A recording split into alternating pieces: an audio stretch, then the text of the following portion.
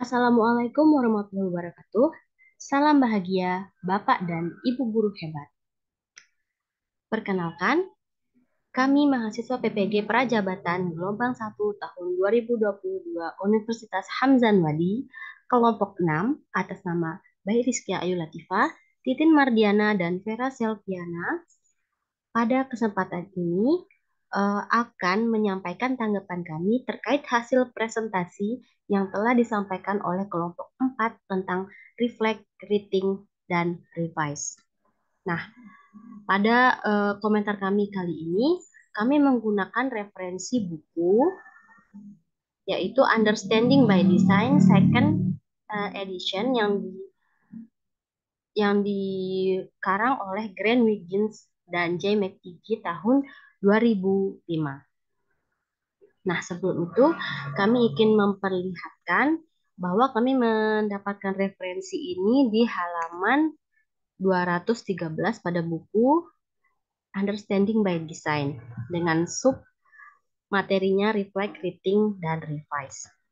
Nah, di sini kami membandingkan hasil yang telah dibuat oleh kelompok 4 tentang rancangan pembelajaran dalam UBD Air Provide. Di sini mereka mengatakan bahwa Air Provide itu menyediakan banyak peluang atau kesempatan kepada peserta didik untuk memikirkan kembali ide-ide besar atau rating, merefleksikan kemajuan atau reflect, dan merevisi pekerjaan mereka atau revise.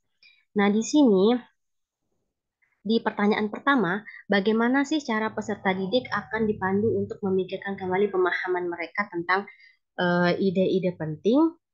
Nah, kelompok 4 telah menyampaikan bahwa caranya adalah dengan pertama melakukan persepsi di awal pembelajaran, memberikan pertanyaan pemantik kepada peserta didik dengan asesmen diagnostik kognitif, dan memberikan soal HOTS. Nah, kami sebenarnya setuju dengan pernyataan kelompok 4 tersebut.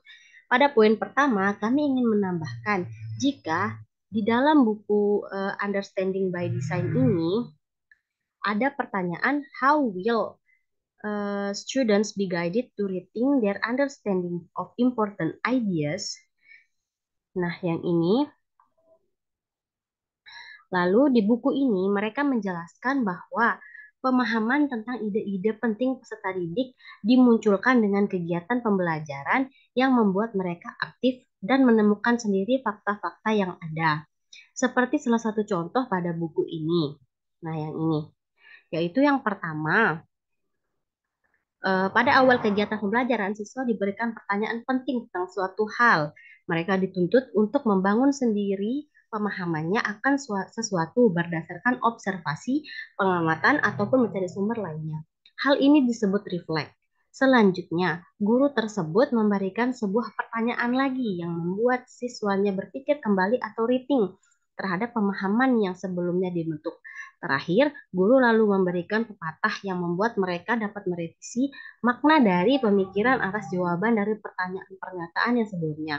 Sehingga kelompok kami menyimpulkan untuk membuat peserta didik dapat memikirkan kembali pemahaman mereka tentang ide-ide penting yang harus dilakukan guru adalah merancang suatu bentuk kegiatan yang membuat siswa itu berpikir aktif dalam membangun sendiri pemikirannya akan sesuatu hal. Lalu selanjutnya di pertanyaan yang kedua, bagaimanakah produk dan pertunjukan peserta didik dapat ditingkatkan melalui revisi berdasarkan penilaian diri dan umpan balik. Nah, telah disampaikan oleh kelompok 4 bahwa produk dan pertunjukan peserta didik dapat ditingkatkan melalui revisi berdasarkan penilaian diri dan umpan balik dengan beberapa aktivitas antara lain. Peserta didik mempresentasikan hasil diskusi kelompok sehingga mendapat masukan umpan balik dari kelompok lain. Nomor 2, guru memberikan motivasi dan apresiasi kepada peserta didik. Yang ketiga, guru memberikan masukan positif kepada peserta didik apa yang perlu diperbaiki sehingga meningkatkan hasil belajar. Nah, setelah membaca buku ini, tepatnya di halaman 214, nah, kami menyimpulkan bahwa eh, yang dimaksud performance di kalimat itu adalah sebenarnya prestasi peserta didik, bukan pertunjukannya seperti yang banyak disampaikan oleh kelompok 4 ini.